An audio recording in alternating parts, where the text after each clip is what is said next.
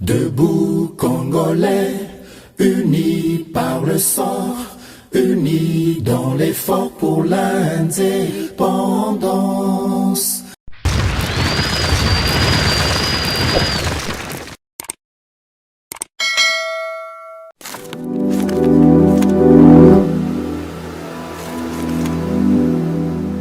Le bienvenu à GCAM Télévision, fidèles abonnés, chers téléspectateurs.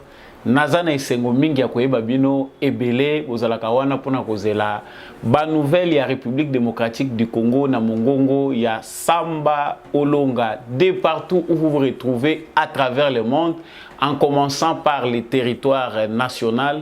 Ti bisika nyonso bozwami mokili mobimba na pesi bino matondo ndenge boponi chaîne o GCAM Télévision matondo pe mingi na bino pona confiance ou pe fidélité boza ko continuer ko accorder na chaîne oyo elongo pe toujours et bien sûr na émission oyo Debout Congolais esika nyonso yo zwami ezala na kati ya République démocratique du Congo ezala libanda ya République démocratique du Congo tombola bendele émission ese bandi vraiment esika bino bozwami ya solo pose à la membre ya émission Debout Congolais ou appartenir na famille muneno na bengaka famille Debout Congolais na réseau oyo ya ba éclairer bazalaka vraiment na bolingo mboka liboso. La meilleure façon c'est d'abord de vous abonner à cette chaîne pour na komankakate ba information et bimaka epa ya Samba Olonga. Cliquez sur la cloche de notification chaque fois que nos informations passent oyebaka kozwa kayango. Mbote mingi epa ya papa Gérard Kabeya pesaka biso privilège à présenter émission oyo na etando ya GCAM Télévision. Mbote pe epa na bino réseau munene ya émission Debout Congolais bozana bisika ebele bozala na France, bozala na Canada, bozala na États-Unis, bozala na Kivu, bozala na Grand Katanga, Lubumbashi, Kolwezi, boza kuna na Kasumbalesa, bozo se retrouver na Nord Kivu, Sud Kivu, boza na Kasai, boza na Bandundu, boza na Équateur, boza na Congo central, Kinshasa. Je reçois des appels de partout et la kisi ke émission ya solo et simbi bendele ya ekolo Congo à travers analyse to sala kapé décryptage ya information nyonso et le kakanakati ya République démocratique du Congo. Encore une fois merci pour la fidélité na bino. Na rappelé bino que traditionnellement émission oyo et bandaka toujours na rappel à l'ordre pour na kolakisa que justice ya Nzambe moto moko te a échappaka na contrôle nango. Soki oko échapper na contrôle ya justice ya mokili yeba ke ya Nzambe e rataka nango mutute. Soko mibengaka ganki o mibengi malin o salaka mabe na nkuku topo salaka ngo na mpoasa po yebi ke muto akosimba yo azate yo contrôlaka nyonso yeba ke muto moko azali supérieur au-dessus de tous les supérieurs oyo muto moko te échappaka na contrôle na ye linko lobake tôt ou tard nous finissons par payer les prix de nos actes. Soko futi yango na mabele te sika o tozali soki po futi yango te même au soir de ta vie yeba ke même dans l'au-delà tu auras toujours à payer les prix de tes actes. Voilà pourquoi na bele la kambela o koloba soko sala kamala mabe ngonga epesa melio au sala retour pour na ko sala na bien au se rattraper balance na yo se pencher côté nini ya mabe to ya malamu wana ezala kambela na biso traditionnel avant émission oyo e banda na ke na lombango na actualité ya lelo ezali dominé na kokende ya Jean-Marc Kabunda qui ko répondre na invitation ya procureur général près à cour ya cassation pour na ba fait o eza reproché na ye tomoni ya kendaki bongo mais aventure et salami autour ya kokende na ye na appel ndenge ba bengaki ye yango nde mutu kozala vraiment actualité na liboso ya biso ya liboso to kokende nango. Est-ce que Kabunda est-il seul ou bien ça vraiment accompagné? Qu'est-ce que Jean-Marc Kabunda attend de la justice après Bobengi Saminaye risque ezali nini? Bakosala ye nini? Possibilité ezali bakotinda ye na makala ou bien bakotia ye na résidence surveillée. Est-ce qu'akobima sain et sauf tout au long de cette émission tokomeka kotali sango toye ba sort nini ekoki kozala réservé na honorable Jean-Marc Kabunda ancien président AI ya U2PES. Olengankoi sort de son silence comme Franck Diongo. Il dénonce la répression et l'arrestation des opposants par le régime de Tshisekedi. Le président peut se délier d'un engagement verbal. Il se passe une implacable répression des opposants caractérisée par des détentions arbitraires et l'instrumentalisation politique de la justice par un État policier qui veut imposer la domination du silence sur la parole politique. Wana ba propos na ye omoni etondi ba concept etondi ba moko eza makasi tokondi molango toyeba pona nini olengankoi abimi pe na silence na ye. Aujourd'hui, il affirme aussi sa position d'être l'opposant de Félix Tshisekedi. Nini lisusu pona nini encore une fois olenga nkoi.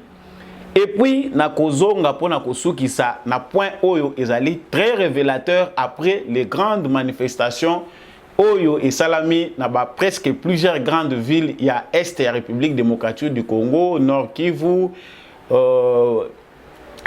Ituri, et puis on en passe. Ba révélation ezali kobima que le régime de Paul Kagame s'est réjoui. Donc, s'est réjoui na ba manifestation qui contre la MONUSCO pour le départ de la MONUSCO.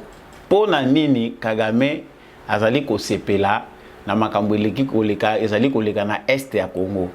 Peut-on dire que nungu topé pression bazali ko tia na MONUSCO ezali pe ko sangisa souci à ba Congolais na souci à Kagame qui il y a peine à outaki PIEP pour accuser MONUSCO que Azali Simaya FARDC tokomeka kolandela à travers analyse ce qui se passe réellement, quelles sont les vraies intentions, pourquoi le régime de Paul Kagame serait d'accord avec les Congolais par rapport à la manifestation où Azali kosalema na population congolaise pour na départ ya MONUSCO. Et puis tokosuka wana le secrétaire d'État américain a attendu dans les semaines qui viennent na Kinshasa pe na Kigali à cause de la porter un message secrétaire d'État américain azoya kosala nini qui gagne qui perd wana pe tokolobelango tout au long ya émission encore une fois de plus na tombeli bino boye malamu na kati ya émission Debout Congolais Simba Bendele soki nano Simba ki angote la kisi ki émission e bandi vrai Congolais à cause de la patriote c'est-à-dire FARDC na motema aussi longtemps que tokozala ka FARDC na motema tokozala na instinct malamu makasi ya ko défendre ekolo na biso peu importe les conditions biso toko se retrouver tokozala na ba capacité wana nyonso ya ko défendre ekolo na biso Congo yango na lobaka biso nyonso sima mapinga na biso FARDC c'est-à-dire FARDC na motema. Merci na bandeko bozolanda biso depuis Danemark. Merci na bino bandeko bozolanda biso à partir ya Autriche pour rejoindre famille Debout Congolais. Merci pe na bino bato bozolanda biso à partir ya Atlanta, bandeko bozolanda biso à partir ya Québec, Montréal. Bino nyonso bokomelaka ngaki naza occupé bino te na kanisi ke bo rejoindre famille Debout Congolais bozana Lubumbashi, bozana Kolwezi ndenge na tangaki bino et toutes les autres villes que je n'ai pas citées. Vous venez effectivement de nous rejoindre, vous êtes les bienvenus dans la famille Debout Congolais.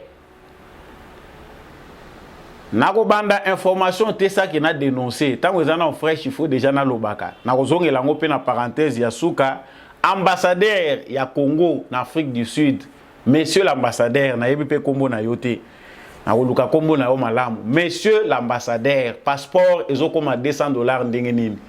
Mutuna batindi na ina tuna yo bato nyonso bolanda ke mission yo to tuna ambassadeur pona nini passeport ezokoma $200 awa na Congo c'est 100 ndenge balobi $99 si to arrondir c'est $100 même ceux qui to sali conversion à monnaie pona nini passeport ba congolais o bazana Capton bazali kolela passeport ekomi $200 complication mikakatano likolo ya mikakatano yango na komi porte-voix na bango pour na relancer message oyebisa biso pona nini passeport ezali koleka prix oyo ba fixaki na l'état ndenge souhait à président de la République ezalaki nazongi mbangu na kati actualité Jean-Marc Akabund enfin va répondre à la justice. Nakanti bolandi bilili, ceux qui bolandi ango na chaîne ote, bozako landango partout à travers les réseaux sociaux.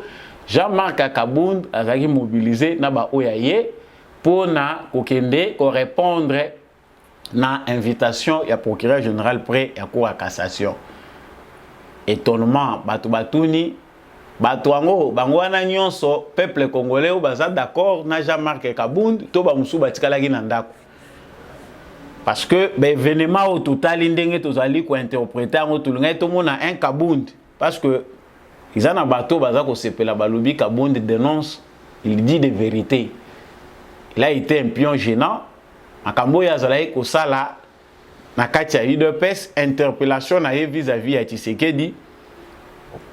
Mutu esali que ba exclure na UDPS. Mutu esali que Jean-Marc Akabound azala inquiété. C'est-à-dire il est dans les vrais. Pour une certaine opinion, Jean-Marc Akabound est dans les vrais. Pour les autres, c'est un enfant Oyo Akomaki récalcitrant. C'est quelqu'un qui ne voulait plus écouter personne ni encore sa base. C'est quelqu'un incontrôlé. Oyo Akomaki Oyo qui a l'issue mutute. Parti naye UDPS et sans y parce que Azali incontrôlable. Ça c'est mais pour ce qui était des événements qui ont causé son départ de l'UDPS, le vrai motif qui a été évoqué dans la Commission nationale de discipline de l'UDPS pour l'exclusion de Jean-Marc, ils ont le motif il y a détournement. Je mets quiconque a défi dans la comment Jean-Marc Akabound peut seulement aller répondre à une infraction et à outrage au chef de l'État aussi longtemps qu'il y a des accusations fondées qu'au na base à UDPS na parti politique ou ya outi jusque là nazomona ezali ko ça la préoccupation ya mutute. Chaque fois que na olobela sujet à Jean-Marc parce que na constaté que si Jean tozo ki mango mezo ya kakaka.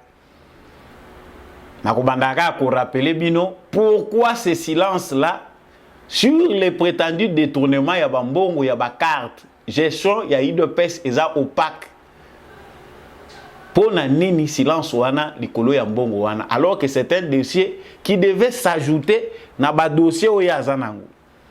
J'entre maintenant dans le vif du sujet. Bomoni na pesi bino na occasion pour revivre nanu ambiance o régné tango Jean-Marc Akabound Aza accompagné pour na na cour ya cassation na boulevard du 30 juin.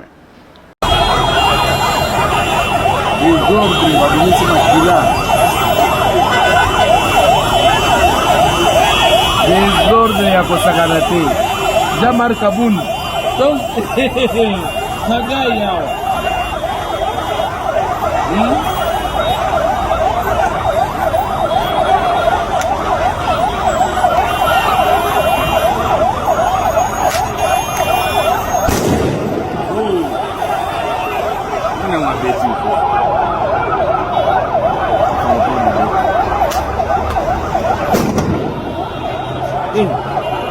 Papa, regarde, avec un gars place dans les villes, Jean-Marc Akabound.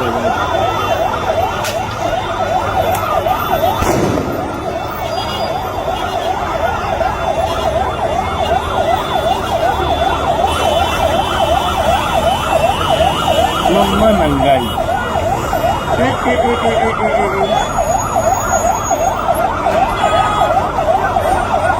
Ah, betul kamu.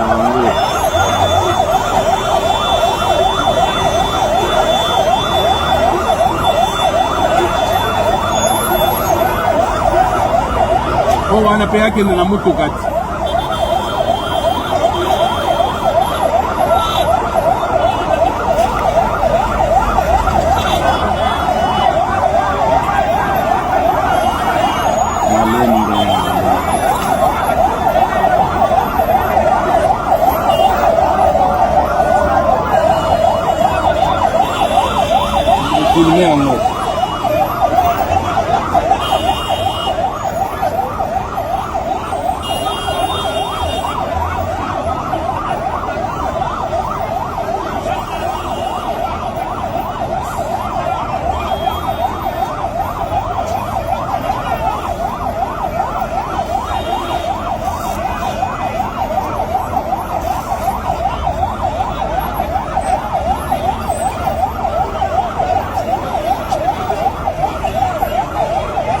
nakanisi bolandi malamu bilili ndenge za kotalisa. Les groupes de jeunes qui ont accompagné Jean-Marc Akabound pour akende na cour à cassation, c'est comme s'ils étaient en mission. Bazalo kola batumo ba pesa ki bango mission, soki ba komi ba provoquer ba policier pour ba créer scène moko boye.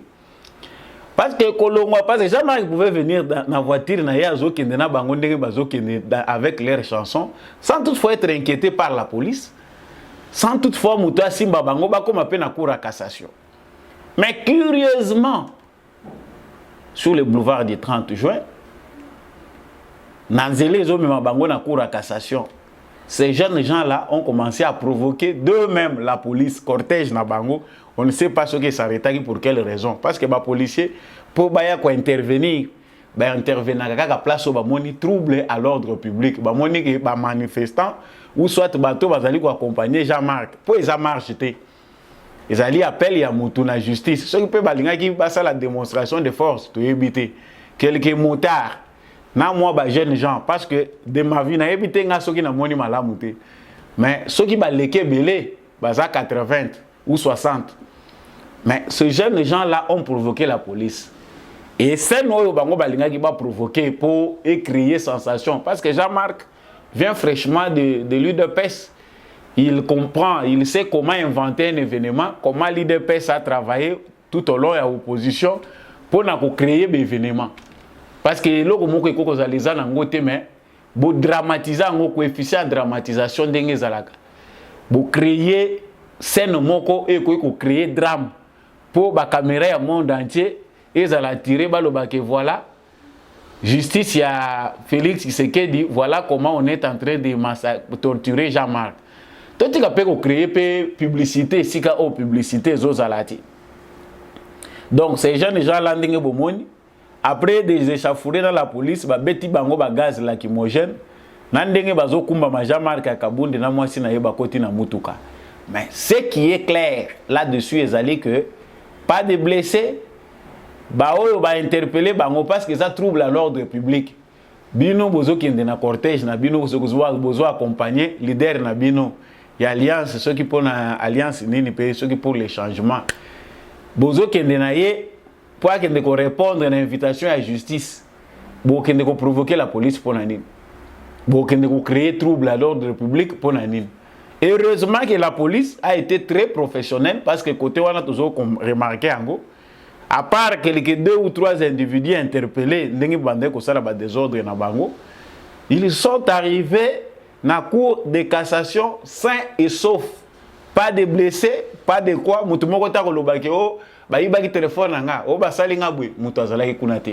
bien encadré par la police parce que c'était une poignée d'hommes tout le monde a écouté parce que la police vraiment ceux qui peuvent bêti bango gaz ezaka le roi babakiseli bango moi succès ba innocent abatu o bakana ki kutu kozwa gaz te ba ke kozwa vraiment fumée wana toxique il y a gaz lacrymogène en plein centre-ville alors qu'ils ne s'attendaient pas à ça.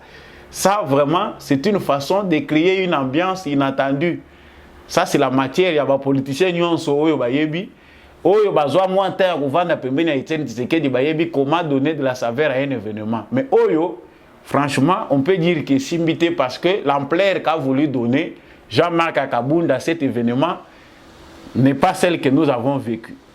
Si koyo awa akiko répondre na justice batumsu balobi les mêmes situations batumsu basala kiango na époque à Kabila, tout le monde qui baza kofinga Kabila. Qui avait injurié Jekoko Moulumba pour avoir traité caricature kaka simple à Joseph Kabila, à se retrouver torturé, ba memi ba combien na ndenge ba tchai na prison. Jekoko Moulumba azali témoin. Azali penda moko ya preuve o biso tokoko lakisa. Ba Frank Diongo ba combien lokola mboa mi commission dirait ce qui n'est parce qu'aujourd'hui Joseph Kabila est plus mieux que Félix Tshisekedi. Parce que il ne se retrouve pas. Il ne se retrouve pas. Et dans un contexte comme celui-là, les propos de Franck Diongo sont bien placés. Je n'ai pas eu assez de temps pour nous parce que, sachant que la plupart des Congolais normaux, mais les Congolais sont normal. les 5 sens fonctionnent normalement. Aux a corromputés, aux a non ignorants, parce que dans ce contexte, les Congolais sont ignorants, ils sont acceptables. Pendant 18 ans, les Congolais qui ont des yeux, les Congolais qui ont vécu la misère, n'ont pas le temps de mettre la bango solo à Makamboueleka qui n'est pas à Joseph Kabila. Même si vous êtes analphabète, tu as des éléments qui peuvent permettre que vous fassiez l'analyse, même tout en étant analphabète, vous fassiez l'étude comparative entre régime, il y a Félix Tshisekedi, et régime, il y a Joseph Kabila. Il y a une très grande différence, même en termes de liberté. Les lois, c'est facile au côté dans un bus, tu trouves des gens en train de discuter, injurier le président de la République dans un bus, à qui tu peux à l'aise à Kenaye. S'il n'est pas interpellé par l'un de ses pairs, ou bien bateau bazana katia mutu kawana, parce que bako koswana ba s'échanger, mutu aza lelo na liberté ozana katia bus, oyebi que lelo je peux attaquer directement Tshisekedi et descendre du bus sans natuna nani azolanda na sima. Mais c'est un luxe. Oyo ba musu baza kozwa ngo na aventure parce que au moins yango déjà comme une apportée na yo.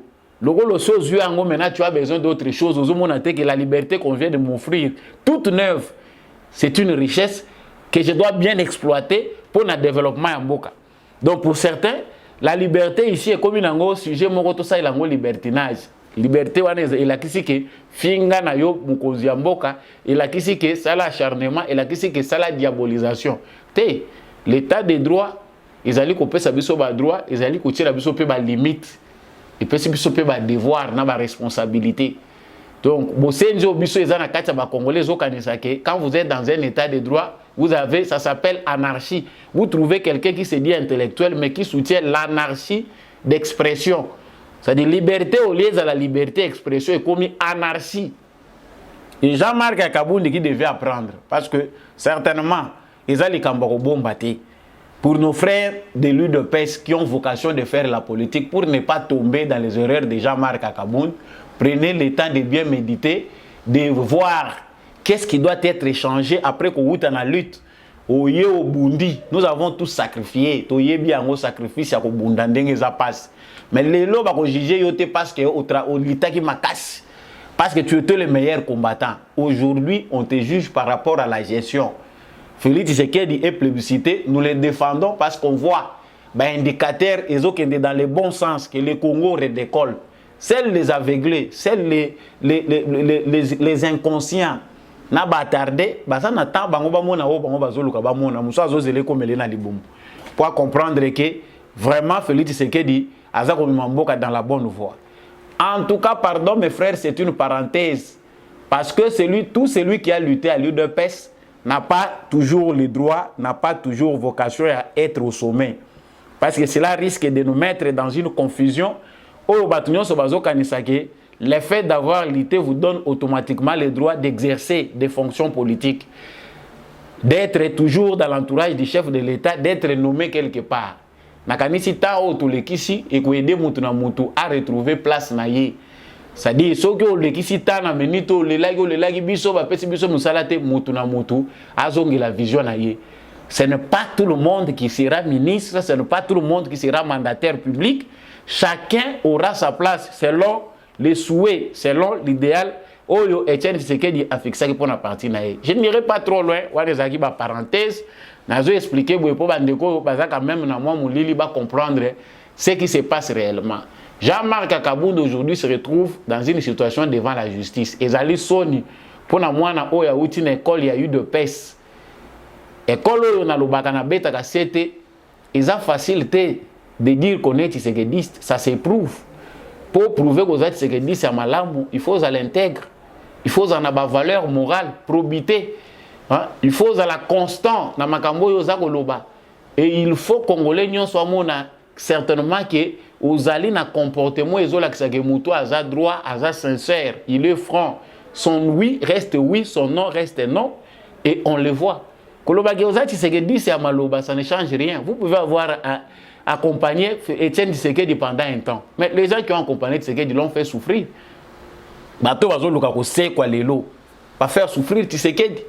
Si Jean-Marc Akabound a commis devant justice, so ni pour l'école il y a eu de peste, non. So ni pour na ba élève oyo ba échoué ba comprenant qui matière malamu te na école il y a eu de peste et allez son il y a eu de peste. Tous ceux qui sortent d'une école ne sortent pas avec le même résultat. Oh bakenda ko sala na société réalité tango rattrape ka bango erreur ezaka école l'école vous a donné tango yo kende ko exercer yo nde mutu ko kende ko défendre oh yo zwaki. C'est-à-dire, tous ceux qui sortent de l'IDPS ne vont pas dire non, l'IDPS, l'IDPS, bateau, ce sont les gens intègres. Aujourd'hui, les gens me posent des questions. Bateau, bazako lingabaye, basiko sort à Jean-Marc, kozalanini, bazo lingabaka nga Jean-Marc, ozomona biloko yo, bato mususu bakangi bangote, Jean-Marc nde, certainement, lui devait prêcher par l'exemple.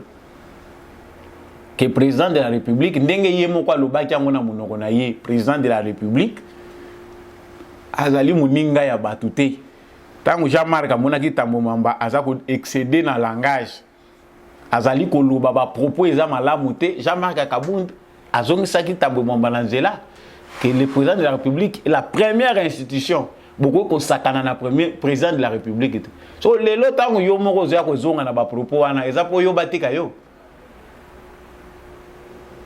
et surtout ya yo eza grave bato baza ko tunawa mutuna parce que tu assisté te to yebi kuna mituna bazo tuna kuna te parce que to zeli pe procès ango makambo bazo zela et komi mulai ko justice pesa la kasoko ke kuna likambo eko kozala résolu na 20 minutes na justice eko kozwa yo déjà 2 jours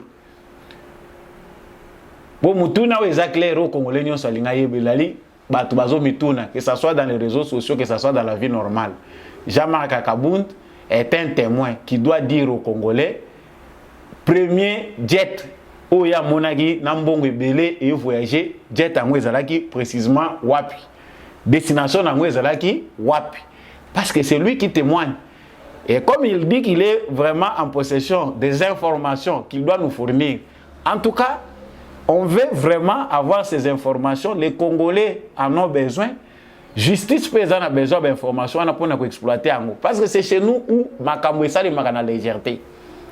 Certainement, makambo ebele batu musu ba makabaye ko loba na télévision et c'est que justice a sa télé dessus. J'ai été ému une fois, na se retrouver dans la vidéo moko. J'ai pensé que nazo landango na bandai ko landango en direct à la télé. Je pense à la RTNC. Un député azali ko loba na kati hémicycle ya parlement. Que na kati ya assemblée na biso toza na barwande. Nous sommes infiltrés. Je connais certains. Infiltrés, basés identité douteuse. Le président de l'Assemblée nationale, Alobito Yebi, certains députés parmi nous qui collaborent avec le mouvement rebelle. Jusqu'aujourd'hui, silence des morts du côté de la justice.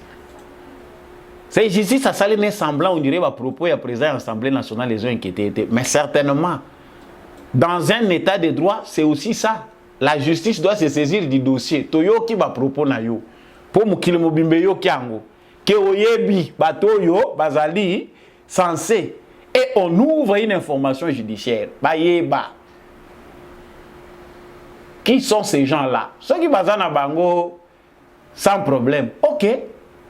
Mais ta la justice na biso yo lokola ba juge ango ebele pe ba wuti na danse ya Joseph Kabila danse et sali que certains ont gagné la vie de manière injuste ba tongi ba immeuble par-ci par-là otuni esika za kozula mbongo otali salaire otali lelo mbandako otali vie aza ko mener otuni mbongo azweli wapi parce que inclus dans un système de prédation dans un système d'injustice le Congolais a bénéficié na ye et l'autre mon côté. Ba juge wana nde mutu ba comme obstacle pour l'accomplissement de la justice d'un état de droit. Parce que les gens ne voient que Tshisekedi mais il y a tout un système à déboulonner. Aujourd'hui, baza ko augmenter ba salaire ya ba magistrat, baza ko augmenter ba salaire ya ba juge, bazo sala ke ba tsana bango na ba condition où ils sont normal et qu'on permettre bango ki ba sala musala na bango. Parce qu'avant de s'attaquer à la corruption et autres il faut regarder aussi le salaire à batongo bazozo ezandengenini ba condition na bango ezandengenini. Mais pour certains, pour la plupart bazali na ba haute fonction wana judiciaire. Augmentation salariale wana ezana ko lobela bango le côté parce que déjà habitué a un système qui fait que ba kotisi yo. J'ai suivi quelqu'un mundela za ko fongola biso mato biso toza ko yeba mais alobi mais le métier oyo ya avocat na Congo eza nango métier moko inutile parce que ça ne sert à rien. Parce que quand on corrompt les juges, à quoi sert l'avocat? L'avocat a par formalité parce que tu dois avoir un avocat, mais tout se passe avec les juges. Et dans plusieurs cas, c'est les juges qui favorisent. Les juges ndako memayo abeti dena c'est nani avocat kutu pardon yende mutako sala facilité que o le kambala moko et pas juge a ko facilité on a dossier na yo. C'est ça la corruption. Les dossiers Jean-Marc Akabound, les dossiers de jouissance ndenge naza ko benga ngwawa procès de jouissance que monsieur jouissance qui a fait régner parce que ceux qui toke ko beta na Google les mots oyo et sali tour na moi mobimba ya jiawa c'est le mot jouissance. Jouissance sur jouissance. Jouissance, ba mususu wa le président de la République, jouit, régime de jouisseurs. Na ba kabilisto ba piye mboka pendant 18 ans. O tozo ko comptabiliser te. Piage ba ngo ba sali awa. Donc piage moko ezo sala na mutu passe. Tu ne sais pas par où commencer pour commencer à juger certains. Soko lobio banda ko sala règlement des comptes basé sur poursuite judiciaire na ba kabiliste. Mais prison est kotonda parce que si tu vas dans le sommet tozonga tito kitana se mais ça catastrophe. Mais ces mêmes individus là profitent d'une situation babimi mbango baye balobi un régime de jouisseurs. Mot jouissance c'est comme qu'on utilisé de manière abusive. C'est que jouissance mutunyo so al malabu na tongo un régime de jouisseurs. Un régime de jouisseurs. Mais au lieu de jouissance, dans ce régime-là qu'on qualifie de jouisseurs, tout le monde budget en boka et mati. Régime wana ya jouisseurs, on lance la gratuité de l'enseignement. Aujourd'hui, gratuité à maternité, on construit des écoles, des routes partout. République au message chantier à Baroute. Ce même régime-là, ils allaient en train de réhabiliter ba route, ba chemin de fer, ba zoko kende, ba lancer ba programme. Ce régime là de jouisseurs to moni ba recette partout na ba régime financière ils a augmenté tout chaque mois tu allez constater que marge ils allez mata un régime de jouisseurs. Certainement même tant to critikaka il faut toujours temps ya ko sala étude moko comparative basée sur la raison. Aujourd'hui, nous avons le temps de critiquer tout ce que fait Félix Tshisekedi parce qu'il y a une certaine transparence dans ma gestion en choses publiques. N'importe quoi, Joseph Kabila, il va retracer un bon angle où n'engage au bima, n'engage pas à exécuter sur le terrain. Moutoazou bon pas exécuter, ayebina nous tenons à contrôler. Asala te. L'important c'est qu'on a déjà débloqué. Bon chaque fois batranche c'est ça qu'on salema. S'il a pitié à Koya, à Salene, moi, couche, moi, à Goudron, à Bendi, Nzela Batia, qui est la soki, mounene à autant de mètres, va diminuer qualité à Moussala, Bazumbo, Monions, Bakaboli. Nanya Bandeko la de la banque. Aujourd'hui, au moins, Bissonion se te fongwa mimis. Toko pesa merci na mutafongo li biso misu te. Régime le fongo li biso misu. Toko benga ngoya ba juisseur. Wane za jale loté. Soki même Zambo ya ki la biso ka pesio pema. Tu dois d'abord les remercier parce que le souffle de vie est plus que tout ce que nous cherchons. Tout ça qu'on a besoin, tout liam malam, tout ça qu'on a besoin, tout ça qu'on a mis, tout cas, tout va dans la banda quoi malam, un peu plus comme bande qu'on a besoin de belé baké ko wila na politique, ba yebi que kuna vie ça la bien. Ah c'est vrai. Tout le monde aime la bonne vie, mais ceux qui soufflent wana ya muké wezo sala ke mutema na webeta ka pou et katani lelo. Au jouir. Jean-Marc Akabound a fini par se noyer lui-même, lui le maître nageur.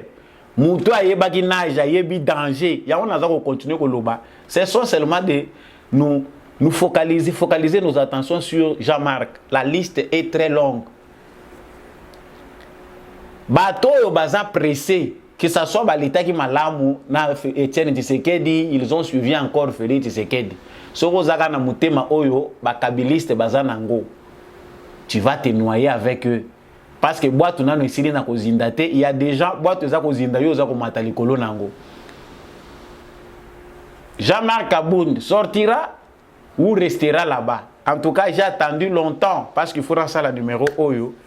La réponse est que selon interpellation naïe, suite il y a des faits où ils ont reproché naïe, outrage de chef de l'État, imputation dommageable, fausses accusations, propagation de fausses, si ces informations, si c'est quoi, Babylone Baza pour reprocher, en tout cas, ils ont vérifié qu'il a débordé dans son langage. Alors, qu'est-ce qu'il fait qu'on fera de lui? Soit les juges à Rupona a transféré, a gardé provisoirement dans Makala, soit a ébissé, toi signé à résidence, vendana nouana en attendant, to katalika munayo. Ça, c'est parmi les possibilités qui se présentent. Si Bafé ou ils ont reproché, n'a Jean-Marc Akaboun les a reconnu tel par la justice qu'ils allaient condamnables, ils allaient sanctionner dans le code pénal Nabiso. En tout cas, mais c'est Jean-Marc Akaboun. Ayebi yemoko déjà côté ni nyoya qui ne se retrouver et que vous allez n'ango acharnement et servir biso dans la leçon. Dans un état de droit, il y a la liberté, mais cette liberté-là doit être contrôlée. Les chefs de l'État, Azala Moulaï, Azala Moukousse, Azala Yomoni Koleke na Mayele, tu peux mieux faire que lui. Mais tant qu'il est là, président de la République, nous le devons tous du respect. Kabila, ah bon, Bafinga Gaye, mais qui sont ceux-là qui injurient Kabila publiquement? Acteurs politiques? Bafinga Genderenin, parce que les lots bazofinga Tshisekedi, Namzoto bazofinga tout, batbalobi et la liberté. Si vous entrez dans un bus, vous voyez ce qui se passe dans un bus dans le lobby vraiment. C'est que d'ici ça les colos au Kitanase. Parce que l'exemple devait commencer d'en haut. Ce sont les ministres, ceux qui bakangi, bango bakangi, ba responsables politiques et belé, tout le monde peut que justice est comme qu'on fonctionner normalement. Nakanisi, le reste de la population, l'autre couche de la société, batunyon se va se recadrer parce que ce qu'on sali au fingi mutu publiquement bakangio au kei ko sala boloko mutunyon se va se recadrer. Donc pour un dossier où est Jean-Marc Akaboun na kanisi que mutunyon so à comprendre que na vie komata plus oza komata plus danger za ko bakisama. Préparez-vous si vous voulez aller plus loin. Wana za conseil gratuit liko kende musika zwa temps tambola malembe. Ça ne sert à rien de courir. Ceux qui m'ont marqué, qui m'ont bango koki, yo mo mona que vitesse ko sala lango adapter na réalité. Nso li ko weli mbango ko bambanaka na début course bandaka na mbango te. À peine Félix Tshisekedi accéder au pouvoir, à peine IDPS accéder au pouvoir, Jean-Marc veut devenir tout puissant. Jean-Marc veut devenir muto soko moni na musika de Jo Fukami président. Plus que l'IDPS qu'il avait forgé.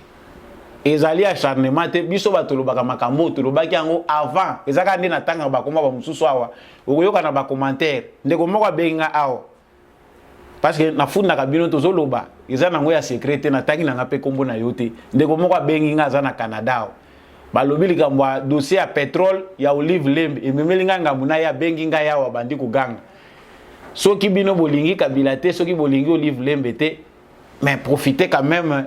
Laissez les Congolais qui profitent de l'emploi nakati ya Kingakati ba profiter parce que Kingakati et pesi batu misala oyo ba sali kuna site touristique wana ezali ko pesa ba Congolais misala est-ce ngana bengani ba Congolais na misala te ngai na ebis na lobby vérité oyo singeli ko yeba pourquoi Kabila a construit Kingakati dikolo ya bloc pétrolier est-ce kayeba kité na tuni mutuna yo esali o passe au lobby noté vous allez combattre pour la nini Kabila fait, on ne refuse pas. Kabila aussi fait du bien dans ce pays, soit intentionnellement, soit non intentionnellement. Mais au total, Mabe et les qui est belé na balance, Mabe les qui mingi ya koleka jusqu'à ce qui a ruiné vie à batu belé.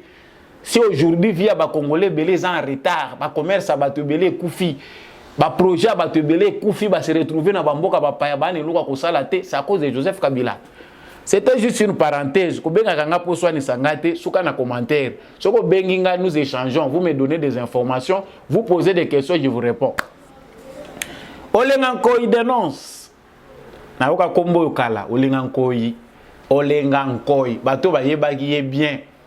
Bayebi que n'importe à Joseph Kabila, c'était des stars. À la télé, hein. Pas des stars. N'engue toyebi bango qui a cause dans un parti politique. Oh, lelo moni mutoyepe na conviction. Ah, tolobaka polele.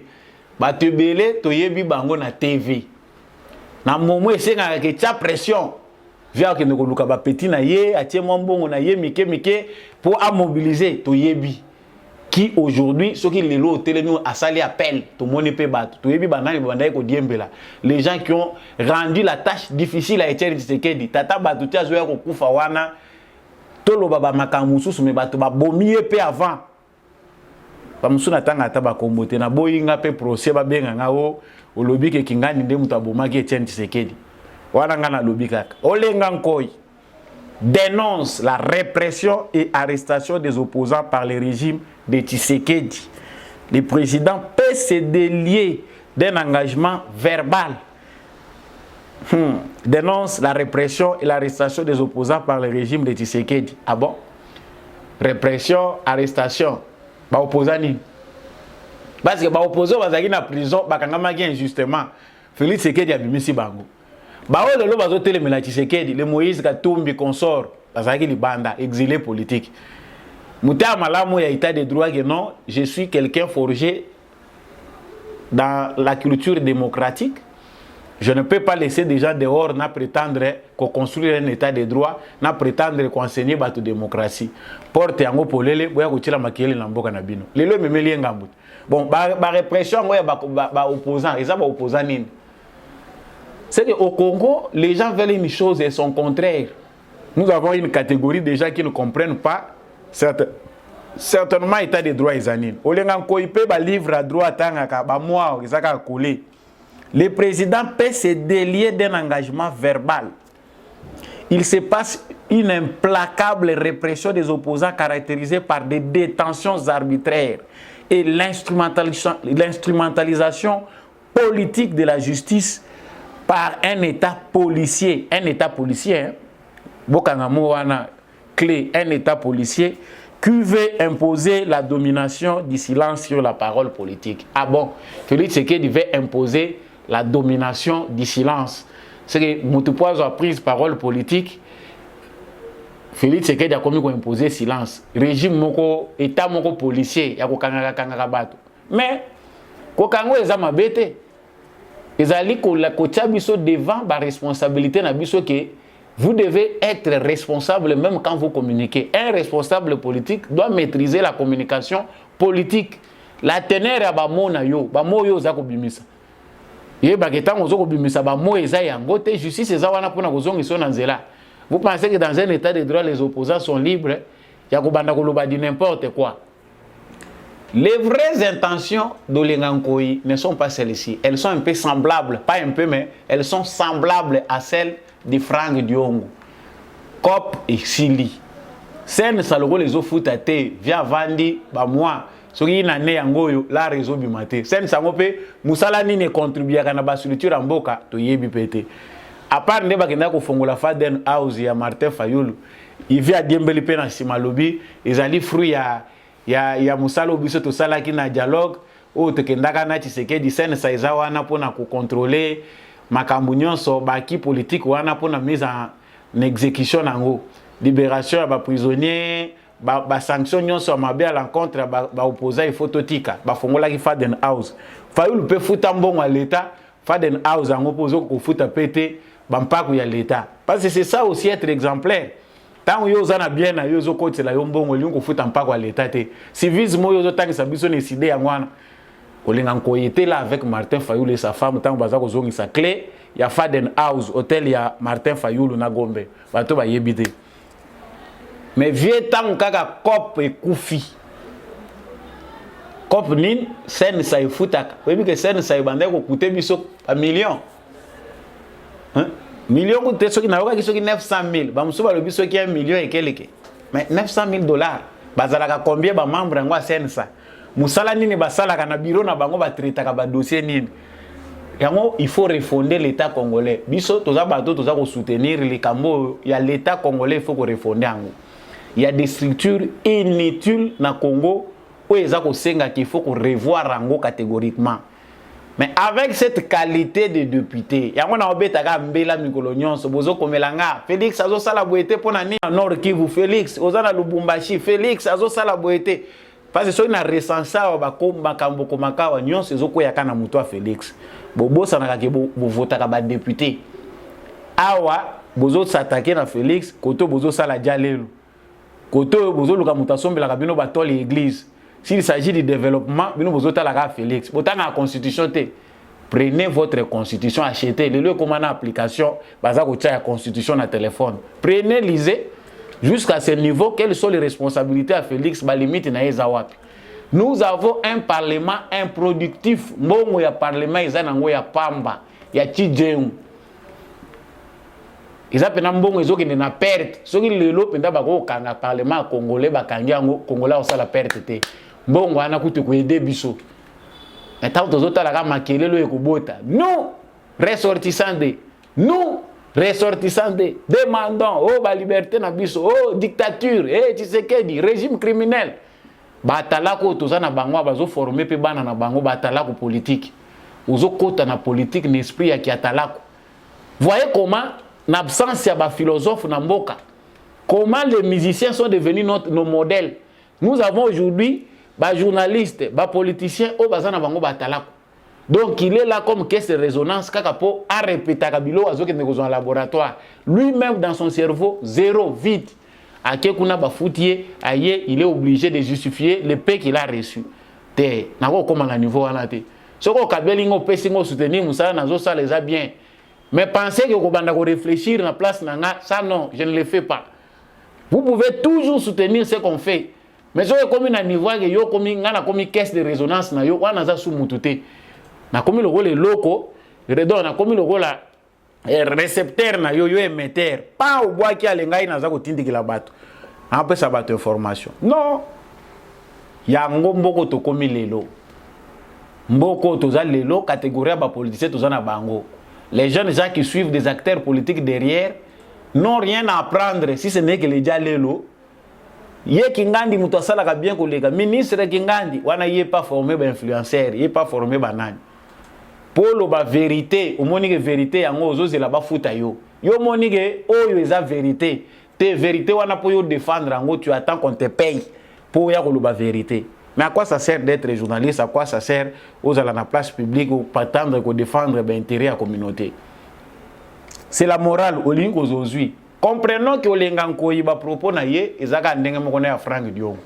Les cadavres politiques de Joseph Kabila ne veulent pas l'enterrement. Problème eza makasi na cimetière ya Congo ya ba politiciens fo ba kufa ba lingo kufa te kokufa na lobite to kata bango mitu bolimbisanga po bino bokata ka ba nini wana bozu bokomo publier o appel à la incitation à la haine. Ce n'est pas ça. Kokufa tozo lobeza mort politique. Il y a des politiciens qui doivent mourir politiquement. C'est que soga yé na bureau quartier na bino ayé même na avenue na bino bondima yete parmi lesquels ba komo naza kotanga. Il cherche à survivre dans un système où ils assurent à Bangote. Tshisekedi azo bunda yemoko aider Tshisekedi jeunes gens créer le renouveau. Bobino bolanda ka ba figure wana. Ndenga lobi boye okoyoka un groupe d'individus bango pe bazuma lobo ekomi ya bango. Régime état policier. Domination du silence. Silence c'est une époque à Tshisekedi au silence. Silence n'est pas à Tshisekedi to ko ba silence.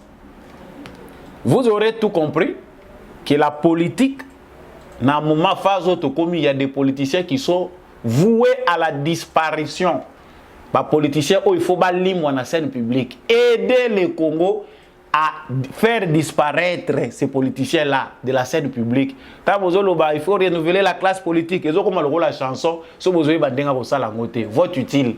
Vous avez besoin Tanda zo luka se kwa boy eza pour la nini via Zeli poste à Zeli Franck Diongo wana balakaki Azeli pendant le temps longtemps le la monité poste yete mbala moko a se troubler a changer mon langage kande kotier. Vous aurez tout compris sur Olengankoy. Je n'ai pas le temps d'aller fouiner beaucoup dans son passé. Boyebi kota outi.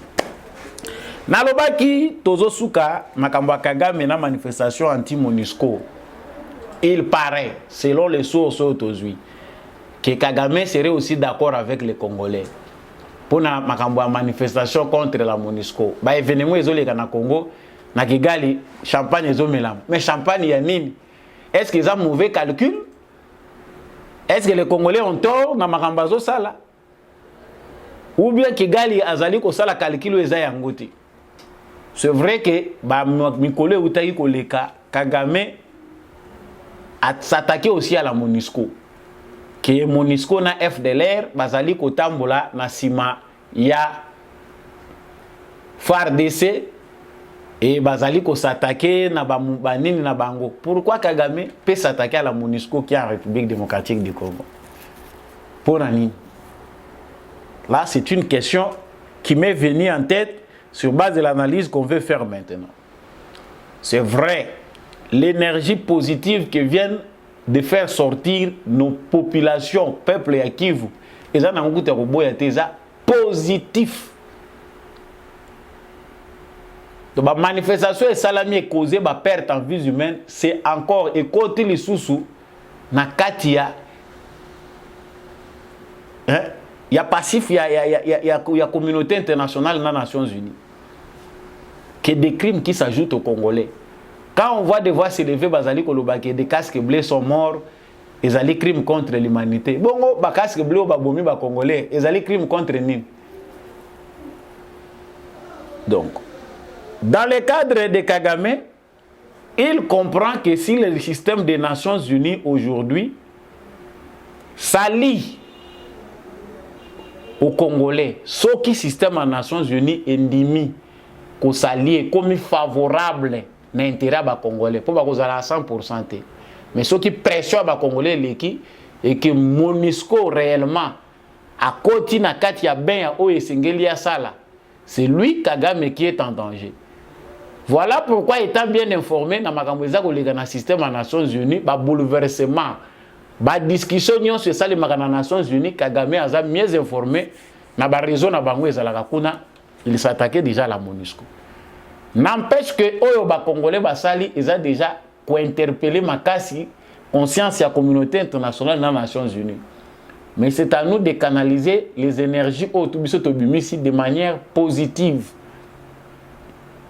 Parce que pour Kagame, le départ de la mission des Nations Unies du Congo, ils apportent pour na bango ya jouer une diplomatie, ya kokoti sabasoda na bango ya EAC. Mais qui vous a dit que nous serons bêtes, biso ba Congolais ou bien le président a si déjà accepté totalement l'idée Nabino.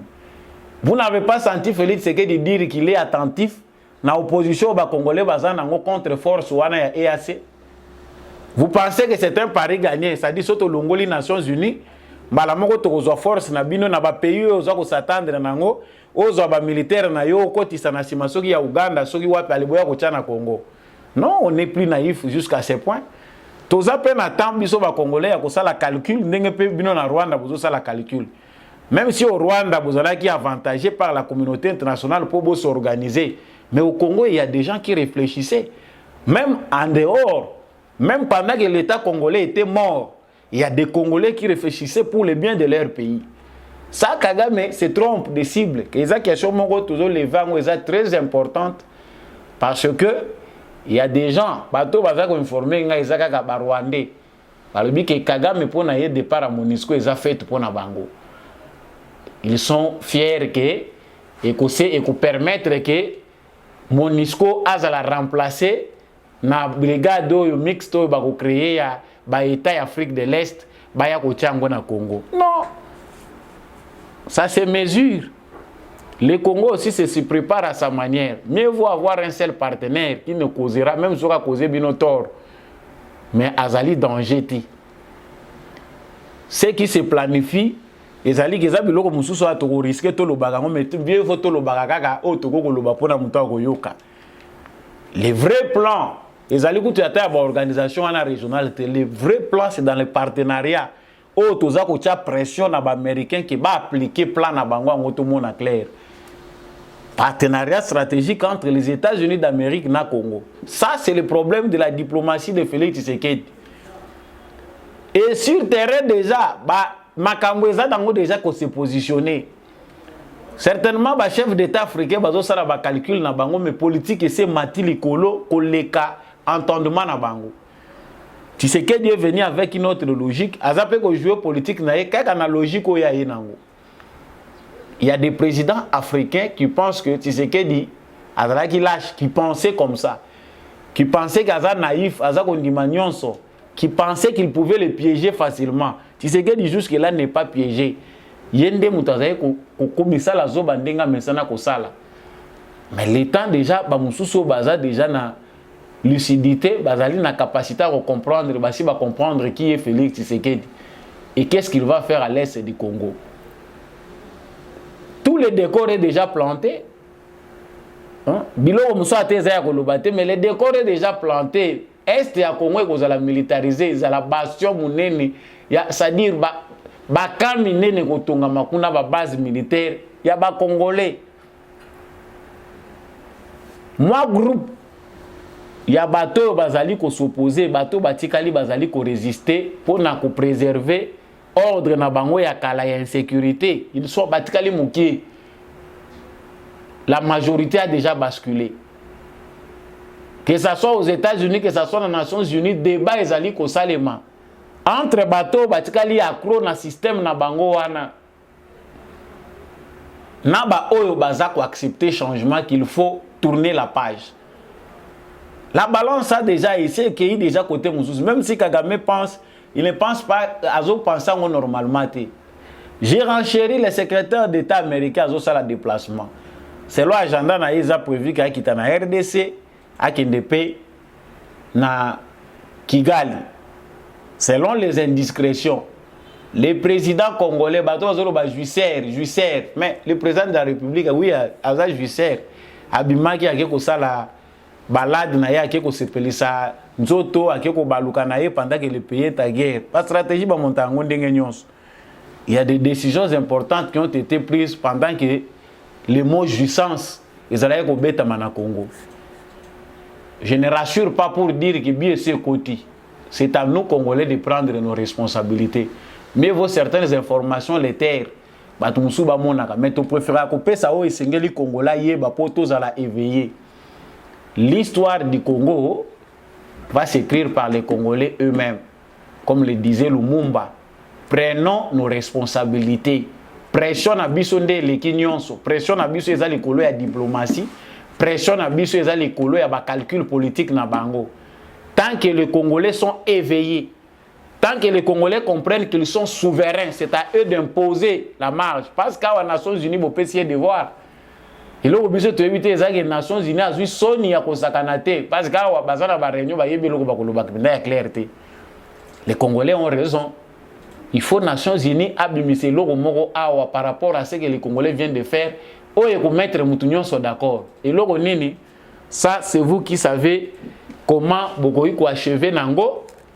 Nakanisi ki, vous savez que le développement que les Gangaï, naba bouya analyse, na pesa kabino. Bino moko pe bo développer kana ndenge na bino ba musu pe bozala mieux informé. Merci na bino na écoute bino bochaki na émission Oyo Debout Congolais ici kozali tombola bendele na lobaka bendele ekweyati. Les vrais Congolais na moment Oyo tozali eza moment moko historique. C'est une nouvelle page de l'histoire Oyo tozako comme avec Félix Tshisekedi. Ko combattre eza erreur.